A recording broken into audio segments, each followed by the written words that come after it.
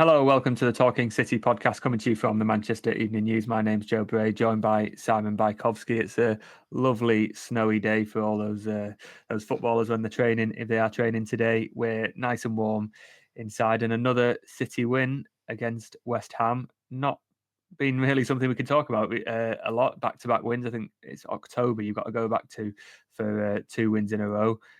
Si, I was walking away from the Etihad with yourself, and I was thinking, they played all right there. That's decent. And you had a bit of a different view, and probably closer to Pep Guardiola's view, because Pep was not happy after the game. It was a win, but was it the performance that City needed? No, it wasn't the performance that City needed. However, it's kind of a bigger version of difficult situations where they've been in the past, where they haven't been playing well and certain individuals pull them through. I think it's too much to ask for every individual to step up and be better automatically. What they need is for people to do it when they can. And what they did have was Savinho and Erling Haaland. And I thought Bernardo Silva was quite good. Basically, the attack was good. And the attack won them the game. And the rest of it wasn't very good. But West Ham weren't very good either. And so they had enough to win the game. And maybe having won the game, other people can be better next time. So it wasn't a brilliant performance, I didn't think. But then I don't know. I'm open to your optimism. Yeah, I think it was the attack was good, and but maybe that masks the any defensive shortcomings. West Ham were quite good in the opening stages, weren't they? And could have scored a couple of goals, and City did look a bit ragged, and you're thinking, oh no, here we go again. And then City score and get another one. And I think West Ham did what City have been doing recently, which is just collapse, and one goal led to 2, which led to 3. And then the game was pretty simple, and City did. I mean, West Ham got one back, didn't they? But it was relatively comfortable, which you haven't been able to say.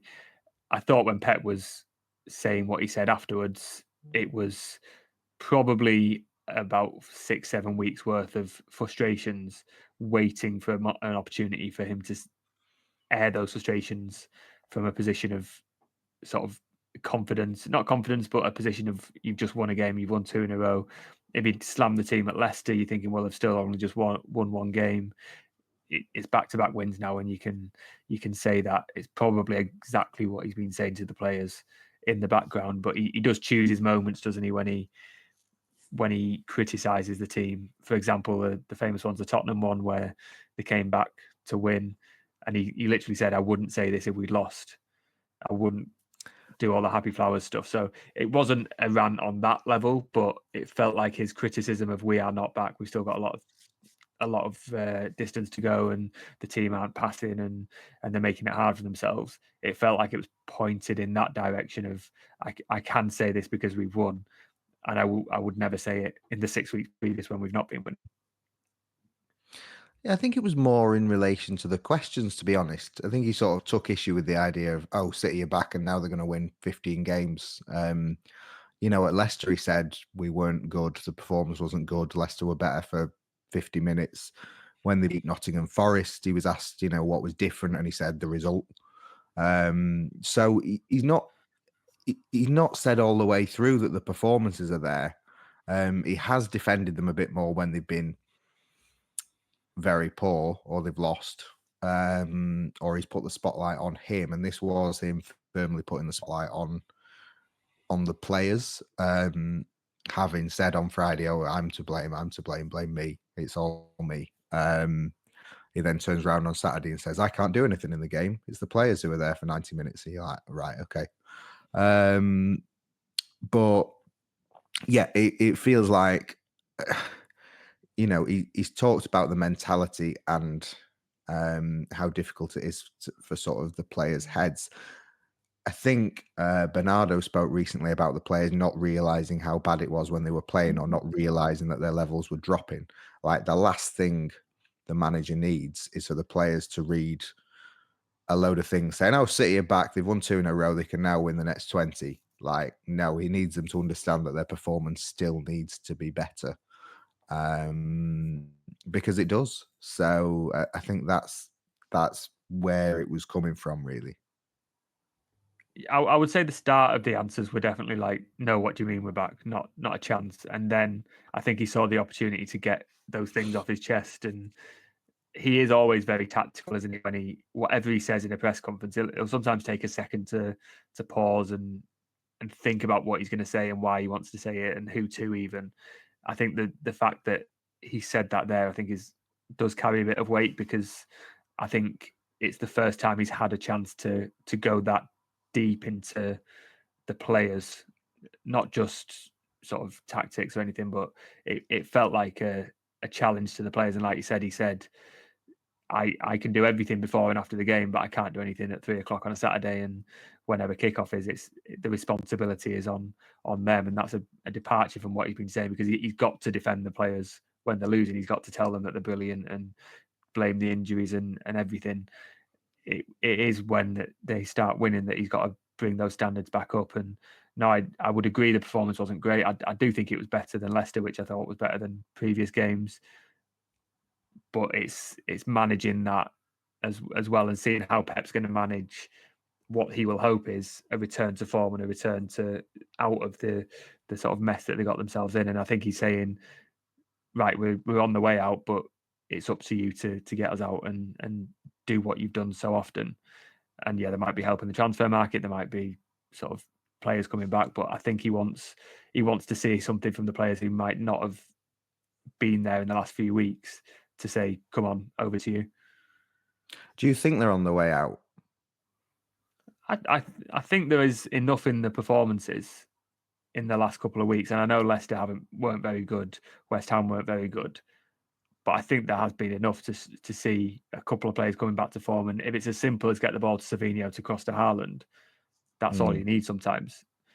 Yeah, there's still some things in defence, but I would say that these results have been deserved, and therefore you're looking at a bit of confidence back in the team. The West Ham game going forward, there was so much more confidence, I thought, than previous games. Yeah, I just wonder whether, I think Pep's anxious about PSG. I think that is the main one, because City really need results in the Champions League this month. But I do wonder, the next Premier League game is away at Brentford, and Brentford are a very good team who are very, very good at home. So if Brentford turn them over in midweek, are we on the next podcast saying they're not out of it, they're not back, and the performance still isn't there, and the performance is there to beat sort of the bottom 5 or 6 teams in the league, but that's where they're at the minute.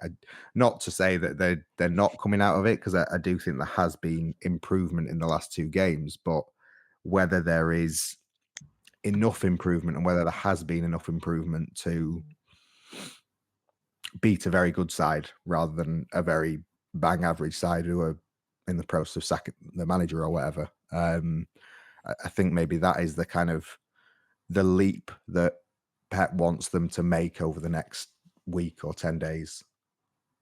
I think that will be the test, won't it? Brentford and Ipswich away are 2 pretty tough games, and obviously PSG in there as well.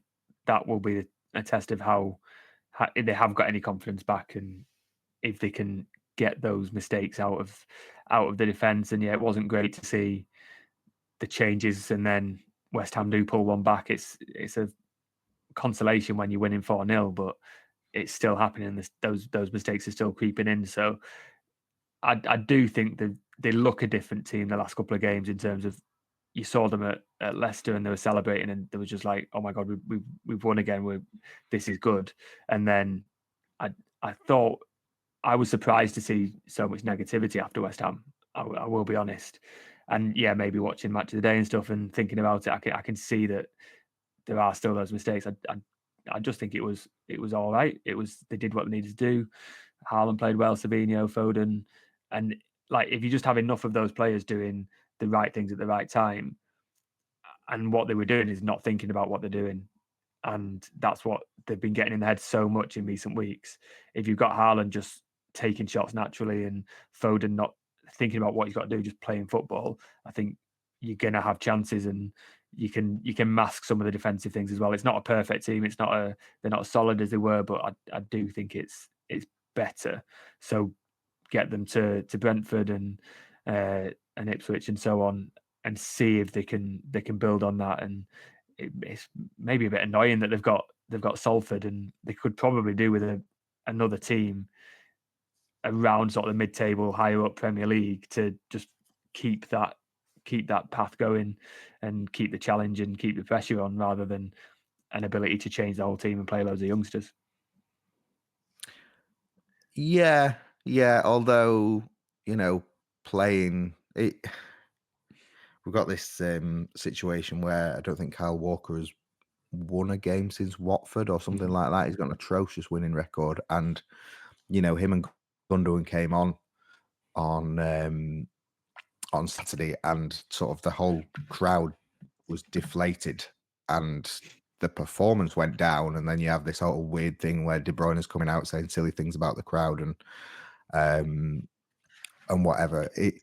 I don't think it would do, say, Gundogan and Walker harm to play in a team that wins and has an easy win, which is what Saturday should be against Salford. And you've got the likes of McAtee as well and people like that. So Saturday should be a positive. And also, as important as that is, you've got a week without a midweek game. You've got the players in on Wednesday, Thursday, Friday, 3 training sessions before Salford. And it's not just before Salford, it's before Salford and Brentford and Ipswich and PSG. Because this week, there's no real time to sort anything for those games. So it's 3 days, which is what the manager, the players have been asking for, to be able to improve, to sort things out. This is a week where we should see real improvement from the whole squad, and we might not see loads of it against Salford, but it's sort of this is the time. If not now, then probably not for the rest of the season. It's funny, isn't it, that Tottenham defeat in the League Cup was sort of the start of the really bad run, but it could help them get out of it in terms of these 2-3 midweeks where they'd potentially be playing Carabao Cup semi-finals. And if there's a season where you don't need it, even if they might not win the league, you'd think, oh, let's get a cup under our belts. It's probably a season where they really could do with that time on the training ground and just a bit of rest and get those players back. And I mean, Guardiola went out of his way to praise Nathan Ake for playing with injury for the last 2 or 3 games when he shouldn't be playing.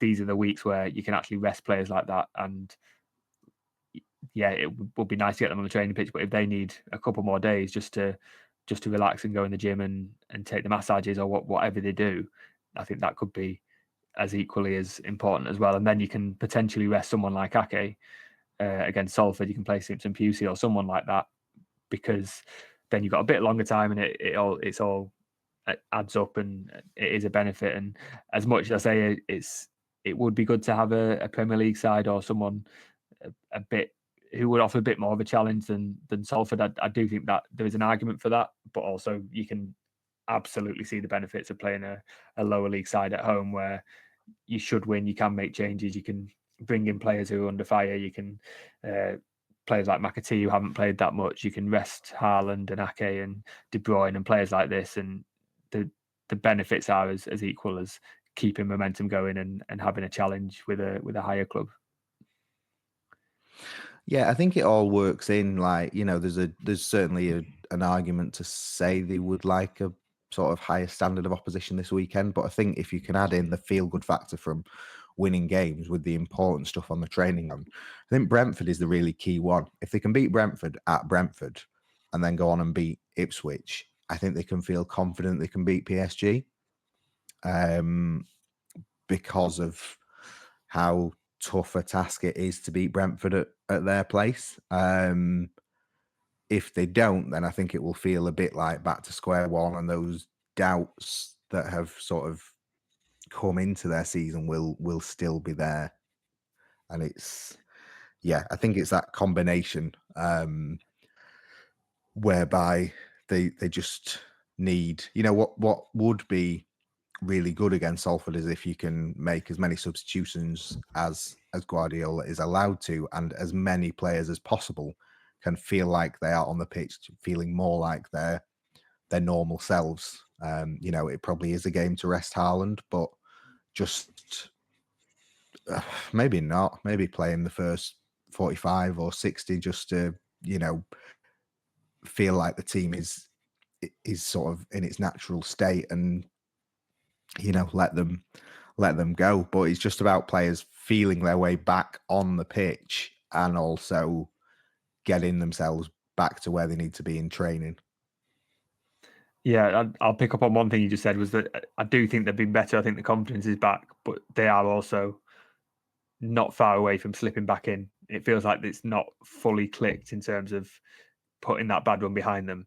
I think that's where they're at. I think they are on the way out. They've shown signs, but they're not there yet. There is still probably something in the back of their minds ready to drag them back in at the sign of one mistake, which is it's why it felt like the fourth goal, for example, against West Ham felt so important, because it meant that you would think 3-0 was fine, but you'd think that against Feyenoord. So getting that fourth one, it was like everyone relaxed a bit. As much as Kevin De Bruyne but it's disagrees with the reaction to the crowd, but it felt like they just need to get those little steps in terms of the mindset and the confidence and that sort of thing. But that's also why the West Ham goal felt so important as well, and why the crowd weren't best pleased with the final 30 minutes, because it looked like City was just panicked, waiting for West Ham to score 3 more. And, it felt like it all suddenly went to pieces again, and all that confidence was just gone, and it was fragile, and the players have got no plan to get out.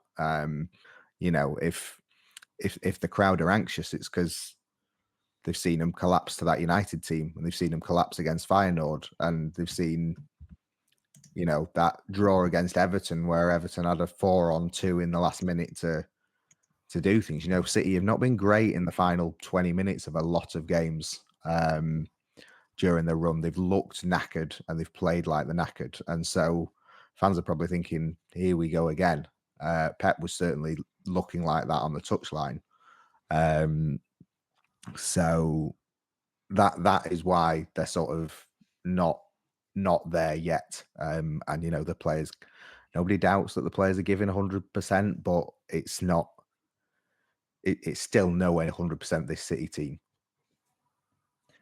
Does Kevin De Bruyne have a point? And I know the way I've worded that question might be a bit controversial, but he's come out and he said he doesn't know why the fans were so nervous. The question was asked to him about the sort of reaction of that West Ham goal. He's normally, we know Kevin De Bruyne, he's laid back, and he says what he thinks without much of a filter. It feels like he's missed the wider point there. Well, it's daft. It's a stupid thing to say. Like, if the fans are anxious, it's because of all the things that have happened recently, and also because what they can see on the pitch, they can see no response from their team, and they can see their manager like just going spare. The manager looks like a man who thinks that his team are going to concede at least one more goal. He doesn't exude any kind of confidence. And maybe if it's 2-1, they do support, and they are, fully cheering the team on. But at 4-1, you're thinking this game should be won. This team that you're playing against should not be drawing this game. What are you doing? And they're allowed to do that because they've paid the money. And, it opens up a wider discussion about the atmosphere. Kevin De Bruyne was at Leicester a few days ago when the away end was brilliant. He knows what that support is. So to be having a pop at him a few days later, when we can get into the wider points of the atmosphere, but it's you want to be having a sort of a pop at the chairman and the CEO and ultimately the owner if you're going to be talking about the atmosphere. So don't mention the fans without mentioning Sheikh Mansour, Kevin. Might not get him a new contract. No, it might not, but at least it would be an intelligent point. It's just easy. It's an easy thing to say, but it doesn't add up in any sense, really. And I didn't even think the atmosphere was I didn't think it was terrible after the goal. I to be honest, I thought it added up to it sort of contributed or showed why the team are in the difficulties they are. Like, why is De Bruyne bothered about it? You shouldn't be bothered about it. You should be bothered about playing better.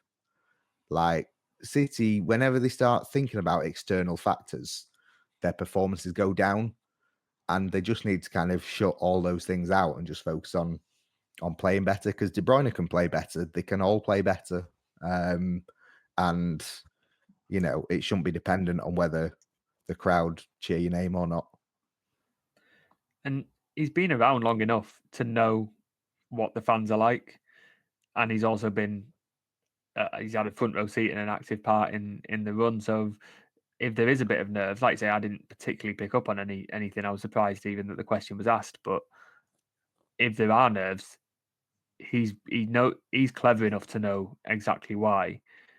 And yeah, maybe picking out the fans and criticizing them. He'll also know that people who have done that have annoyed the fan base as well. Like it's not always I can't think of a time when that's been received well by the fans.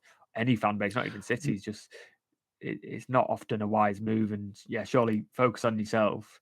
He said himself. We spoke to him at Leicester. He said himself that everyone's performances haven't been good enough. So that should be the focus. You would have thought. Yeah, and also like he's the vice captain that all the want to be captain.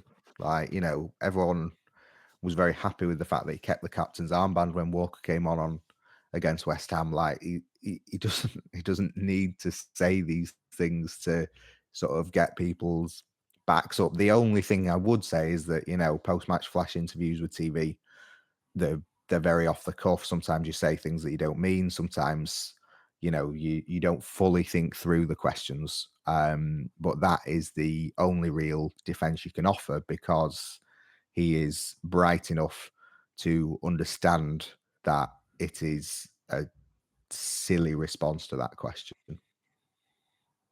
Yeah, it just felt that wasn't the story of the day.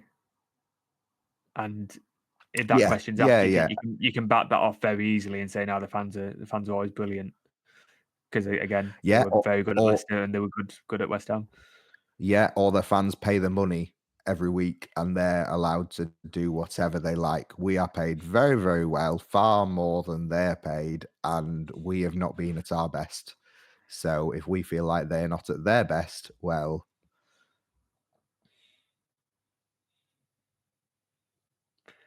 There we are. You got a new job as Kevin De Bruyne's media PR advisor. I think you're on mute, Si. We'll head to a break there, and we'll come back after a break and discuss transfers and Jack Grealish, because the interesting post-match interviews did continue with some interesting comments from Guardiola on Grealish. We'll be back in a second.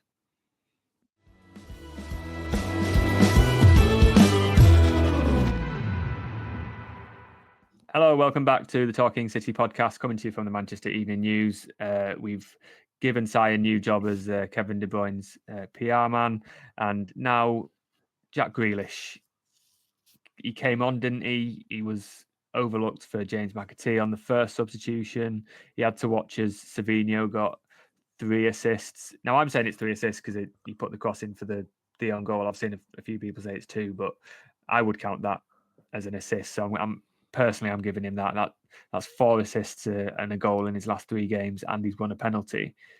We've spoken about Savinho. He's definitely taken his chance, but it sort of shows up what players like Grealish might not be doing. And that very prospect was put to Guardiola, and he said Grealish has to prove it. He's got to look at Savinho and prove that he is better than Savinho. And at the moment, he's not. Savinho's in a better shape. Savinho's producing.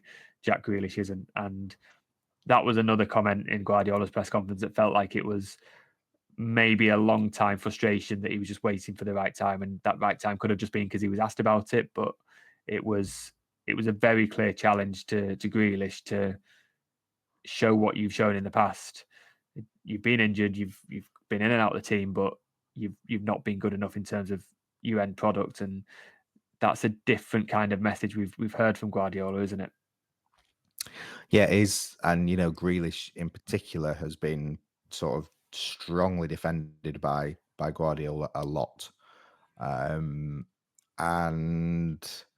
yeah, I think his comments went down very well with the fan base, because I think there's been a lot of people who kind of have been saying that for a long time, and that Grealish can't just kind of live off the treble year, basically. And it, it's the story of the season, really, not just Grealish, but everyone. Everyone has to prove that they can still be part of City's future. Pep said it about the older players in their contracts, but it's true of everyone. Like, there's a big rebuild coming. Can Jack Grealish sort of claim to be can Jack Grealish put up a claim to be a City player next year if he's not performed since May 2023 or April 2023? I'm not sure he can, because it's 2 years. So he needs to just improve in these next 6 months to show that he does deserve to be part of the rebuild and part of next season. Like, he's just not done enough. And you talk about injuries and whatever, and that's part of it. Like, John Stones is amazing fit. If he's not fit, there's no point having him. And the same goes for Grealish. If he can't stay fit for any length of time, then there are more valuable players to have in your squad, such as Savinho, who, I think it's 9 assists for the season, and in Grealish's last 2, I can count 5. And we know that Grealish isn't always there for. Go on. You're too generous, Joe. It's 7 assists. Is it 7? I'm still counting that one for the own goal. I think that'd be very hard. You're in FPL world. We don't count FPL assists. Well, Joe, Savinho, come to me. I'll boost your stats. And I'll get you some more assist bonuses. You can be Savinho's PR. Yeah, there we are. Yeah, but it's still more. It's still more than Grealish has in 18 months, and he's only been here for 6 months. And they're different players. And Savinho's thing is to get to the byline and put a cross in, but he's been doing that far more effectively. And if Guardiola wants an end product and wants that output, he's looking at Grealish and Doku and Savinho and even Foden and Bernardo. And Savinho, especially in the last few games, is the one who's producing. And there's still things Savinho can do. And I think Guardiola said he's a bit soft in sometimes and defending. He needs to get better, but you would expect that from a 20, 21-year-old who's just come to the Premier League. Grealish is someone who, I can't remember the last decent game he had. Maybe Forest in the middle, he was okay, but like you say, one good season in 3.5 isn't really good enough. And I think it's fair that at this point in his City career, questions are being asked, and Guardiola's probably tried everything with him. So I'm not particularly surprised he's come out and said in public and done the challenge that way. Yeah, I mean, I'll bring Doku in because apparently I'm a racist, but like, both of them both played well against Nottingham Forest, and you think, right, kick on, and they haven't played well since Nottingham Forest. So it's like, it's great to do it in one game, but you've got to do it in more. You've got to do it in multiple games. And even Savinho is flavour of the month, but we criticised him for the month before Leicester because he wasn't doing enough, and Boxing Day even he wins the penalty, but there was still so many times he frustrated. But Savinho is a dead cert you would have for Brentford and PSG, because Doku and Grealish have done so little. And you want more from all of them, but you want a lot more from Grealish, you want a lot more from Doku, and Savinho is starting to show that he can be in the team. I suppose it's the same thing, like you say. Yeah, we definitely did record a podcast when we were questioning Doku and Savinho and what they can do more of, which is getting assists. And in the 2 games that's followed, Savinho has done that. And yes, it's Leicester, yes, it's West Ham, but you've got to do that. I think that second goal was so good in terms of just the move, and Haaland comes deep and Foden plays the ball across. Savinho leaves Kufal needing a new pair of ankles, and that cross was just brilliant. Haaland couldn't miss. Haaland's had his question marks of his scoring record, and he said he needs to do more, but that is exactly the kind of ball that he wants and he needs. And I haven't really seen that from Savinho yet, but it was brilliant. You could tell when Haaland hasn't even sort of landed on the floor from heading it in, he's looking over, going, "Wait, who sent that ball over?" And he's pointing at Savinho for the celebration. And yeah, you've just got to do it, and he's now got to do exactly what City have to do, which is go into, if it's Salford or Brentford or Ipswich, and continue that and show you can do it against maybe tougher oppositions or tougher environments than they have been doing. I'd looked when Savinho came off, and it was McAtee who came on, and we said that we'd like to see McAtee in the Premier League a bit more, and he earned that on the basis of his cameo at Leicester. You've got Grealish, Doku, and Nunes just looking. They're warming up but standing, and they're just looking, and you're thinking there's over £200 million of signings there, and they've had flashes this season, Doku and Nunes in particular, but you wouldn't bring any of them on at that point, would you? And that's pretty damning on those three. Yeah.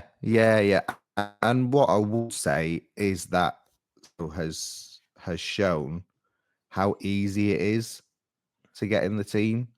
Just like, 2 games against Leicester and West Ham, and we're talking about him like he's a world beater because, he's done really well in scoring and assisting for Haaland, and also 2 Haaland headers, which can't be the most common for him, but he's not the best at heading, but if the ball is good enough, he will head the ball in. So it's there for everyone to get back into the team. It's not like career's over for Grealish and Doku, but to go back to Pep's original points, you just need to do it on a more consistent basis. Whether that's in training in the week, because he's certainly a manager who will pick you on your training performances, but also just when you get the chance in games, you have to perform, and that is the way it's always been. If you think back to the great City teams, and you have Raheem Sterling like scoring and assisting in a week, and it's still not guaranteed to get in the team for the next game because everyone else is so good. They have to start building up the competition between players in the squad, and that's what there's not been enough of this season, because like centre backs, well, Diaz and Stones are always injured, so Akanji and Ake play whether they're fit or not. Like Guardiola plays left back because there's no one else. Lewis or Walker at right back, not really been a contest, but often there's not been the bodies to sort of not have Walker play. There's just not been any position in the squad other than really McAtee where you can say, like, well, you probably try and get Foden into form or De Bruyne into form. But everyone else, there hasn't been any competition for places, and that's what City really, really need, and they need it in the wing positions the most. I suppose Grealish was the big beneficiary of that in the treble season, where he was playing very, very well, found that role in the team, and I often forget Foden was on the bench and couldn't start a game because all of the places were locked down, and then next season Foden goes and is named player of the season and in the Premier League, and Grealish was keeping that same Foden out when Foden was definitely a winger and not a number 10 as well. So he's benefited from that, but he's also suffered from that. And yeah, like you say, Savinho in 2 games has sort of catapulted himself into first choice on that left wing, and it's over to Doku or Grealish or whoever plays next to earn that. So maybe we'll see Grealish against Salford, and it'll be interesting to see where he plays, if he does, but how he plays as well, and if he reacts to what is a bit of a different tactic from Guardiola, just to try and get the best out of him, because as he said, he sees him every day, he knows him, he knows what player's there, but he's not producing it. And it feels like when a manager goes down that route, the player can either knuckle down and listen and get on with it, or the sort of days are numbered, and it's up to Grealish to decide which way he's going to go with that. In terms of the transfer market, go on. Well, let's just add on Grealish. He's already had it. You were there on tour. He's been in the England squad. He doesn't feel he's been deserved to be left out of the England squad. And he said, right, I'm going to prove people wrong. We're 6 months down the line. Has he done it? Don't think so. Not this season, no. So, if he wants to do it, he knows exactly what he has to do. But, the longer this goes on, people say, well, Southgate was absolutely right to leave him out of the England squad because look at what he's done. Does he deserve to get picked in the next England squad? Not on his City form. So if he wants to keep playing at the top level and keep playing for England, he has to play better and do it on a consistent basis. Well, if Thomas Tuchel's doing the rounds, he's got to be able to see the players that he's able to pick. And at the moment, he's not playing, or he's playing 10 minutes here and there. It's one of them. It's that cycle of luck, because he was good on tour and he played well, and then he gets injured or he's ill just before the Community Shield, and Doku plays all right, I seem to believe, or it might have been Savinho comes on and looks all right. Oscar Bobb's getting an assist, and then it's just every time there's a step forward, or you think there's going to be a step forward, he's injured again, or someone else does well. But it's up to him when he is fit to do that, and he knows more than most. He's been around long enough and been at City long enough and benefited from being picked on form. He knows that he has to produce. I was going to move on to transfers. If City are looking at potentially bringing in someone like Mike, or maybe another forward, that only adds to competition, because let's say, for example, Marmoush, he would be a sort of Alvarez type replacement in that he's a striker, but he can play second striker, sometimes on the wing. That might push Phil Foden out. If City are looking at that type of player, it's just an extra body in those areas that moves other people around. And it's just extra competition for a player like Grealish or Savinho or Doku. Yeah, exactly. And, let's not forget Oscar Bobb coming back from injury, not to put too high expectations on him, but Guardiola said, talked him up and said he was the best player in pre-season. So that is another player that will be coming back challenging on the wings for minutes. But someone like Marmoush would not be coming in to sit on the bench. He'd be looking to prove himself in the first team as well. And, we're sort of hearing that he's definitely not for sale for Frankfurt. Oh wait, he might be if the offer's high enough. And it's not to say that he'll be moving this month, but City have certainly got their eye on him, and he is open to the move. Certainly, there's been a fair few reports saying, "Oh, it's already done," and then it wasn't, and things like that. But there's certainly interest from both sides, and Frankfurt have not closed the door on it. So it looks like a deal that certainly could get done, even if it's not in January. And again, Marmoush will be looked at or brought in as a player for sort of the next version of City, and there's plenty of room for other people in there, but other people need to have earned their spot as well. And they need to have earned it with performances this season. So every player at City has to be looking, it is a bit like when Guardiola first came in, and the squad that were there. I remember Samir Nasri talking to us and saying, "Oh, I'm a perfect player for Pep. I'll be fine." And he was shipped out on loan pretty quickly because, however much talent he had on the pitch, the full package wasn't enough for Pep. So, every player has to be doing everything they can to show that they deserve to be there, and they're still there, because certainly now City is starting to make moves on players. Like the rebuild suddenly feels a lot more real in the dressing room, and these players that have been together for 4, 5, 6, 7, 8 years are now thinking, oh right, they're definitely doing this, aren't they? And the last few summers have been basically trying to keep hold of the players in the squad. Like, we really want to keep hold of Bernardo Silva, we want Kyle Walker, we want Edison, and now suddenly it's like, right, we want this person from that club, we want this person from that club, and the rest of you, well, if you want to be here, shape up. And that's the big change now at City. And It's no longer on protecting those players who are in the first team squad. It's on challenging them to say, you need to prove you can join these new players that we're bringing in.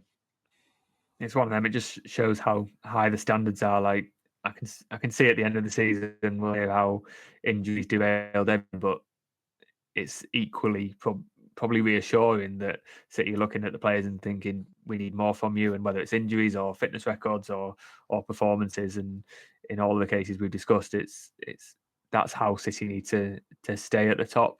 I think Marmoush looks like it would be a system or a type of uh, culture in the squad where it would be like having Alvarez, and you've got to manage that maybe a bit better than Alvarez. But Alvarez played when he was scoring goals, whether it was with Haaland or behind him or as a number 10. I mean, I'm looking at his record now. He's got, I think, 30 goals or assists this season. That is exactly what Pep says to, or has just said to his players, which is produce and you will play.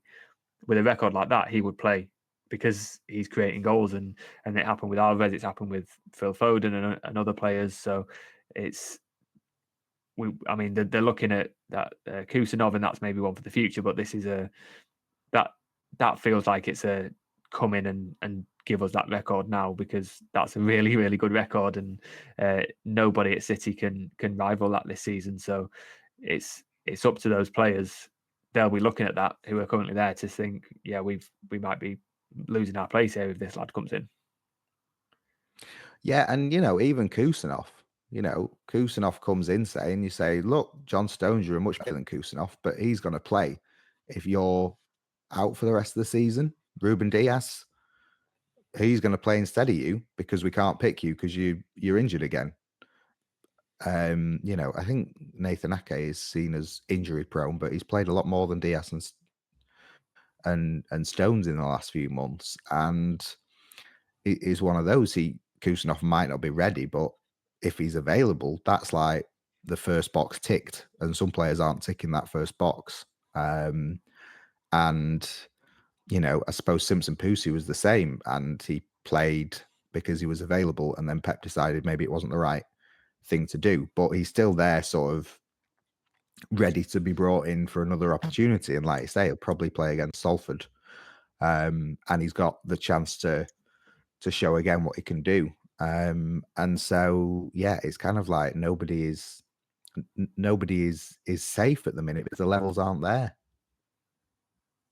It is interesting, and yes, they need the reinforcements in the transfer market, but it can also serve as a motivational tool, let's say, for the players who are there who haven't been producing for whatever reason. It's interesting. Have we got any other transfer whispers, or are we still on the same names as previously? It seems like Marmoush and Khusanov are the ones. There was Edison as well. Yeah, we're still on the same names. Edison, the difficulty in getting Edison has not changed this month, and also in the summer. But I think Atalanta have shown in the past that they are willing to sell for the right price. They held out with United on a few occasions. So And yeah, they it is only one of got those. 70 million for Hoyland, I seem to remember. Yes, yeah, and Ahmad as well. They've done. City are still talking. They're still talking, and you see sort of people say, "All right, yep, they're still talking," and it's like, is that? Not sure if that is an update or not, but they are, working, shall we say. Cheeky's not on holiday. They are trying to get things done, but they're also trying to get things done without anyone knowing about it. So we will continue to try and find these things out. But I think with both Kusnov and Marmoush, they are, seeing what can be done. But it's not. I've not heard that they're going to sign anyone this week. I don't think anything is described as imminent. But they're just seeing what can be done this month and what maybe will end up for the summer if it can't be done this month. It's interesting because in the summer you've got there's a whole dynamic of do you wait or wait till the end where you can get better deals, and we often see a lot of transfers go to the wire, or clubs might want it all sorted before they return to training because it's in season, and City don't often deal this way. They'll have to sort of adapt their thinking and the usual practices, but also they've got a lot of time to get these transfers done, and they'll know exactly what to do when the time comes to get it going. Was it Laporte was quite late in the January window? I seem to remember that was maybe even deadline day. Laporte was quite late, yeah, but was also a Mm, release clause, so it was easier. yeah, But and you know, to not say that they will do this, but to throw another situation out there, like if City don't get any business done in January, fans are going to be frustrated. If City don't get any business done in January, and then on June the 1st say we've signed this fella, we've signed this fella, we've signed this fella, and we've signed this fella, um, fans are quickly going to forget the January frustration if as long as the season hasn't been too bad. But you know, as much as January deals are wanted, and you know, at least one is needed, it feels like for this season, I think as important this month is making sure that City are in a position in summer to be able to say we've done our business early, and these new players can have the whole summer to integrate with the manager with whatever preseason there is, because there isn't much. that's it. It's playing the long game as well, and they've made it pretty clear that they won't be signing anyone just for 6 months or getting anyone on loan. It's going to be with the long term in mind, and they've shown multiple times in the past they're willing to wait for a player if they're not available, even if it might put them at a disadvantage in the meantime. And yeah, I think that the Club World Cup and pre-season point is quite appropriate as well, because it's going to be a different summer completely. There's potentially playing until the middle of July, and then you don't have any time to integrate. So they've got to consider all these things, and being at the Club World Cup will take up time and attention from doing transfer business. It's not to say they can't do both things, but it's a different kind of summer with different things to consider. And someone could go and get injured at the Club World Cup and be out when you wouldn't normally expect an injury to occur. And it's those sort of things that could be a bit different. They've obviously got Viana coming in and cheeky sort of phasing himself out. It's a different year for transfers. So it's I think the names we've heard so far are interesting in the sense of their profile and positions, and who they are, how much they could cost, and what City see for them going forward. So we'll continue to bring you all the latest transfer news throughout January on the Manchester Evening News. We'll be back on Friday before the Salford game to maybe look at a couple of the players who we could see, who's got a point to prove, who needs the minutes, who could get rested, that sort of thing. And I'm sure we can have a bit of a discussion about Gary Neville and his mates and his project club down in League Two. Yeah, thanks for joining us. Leave a comment, a like, and a subscribe. We'll get around to some questions. I say this every week, but we will do. I will get around to it. And yeah, we'll be back on Friday ahead of the Salford game. Thanks very much.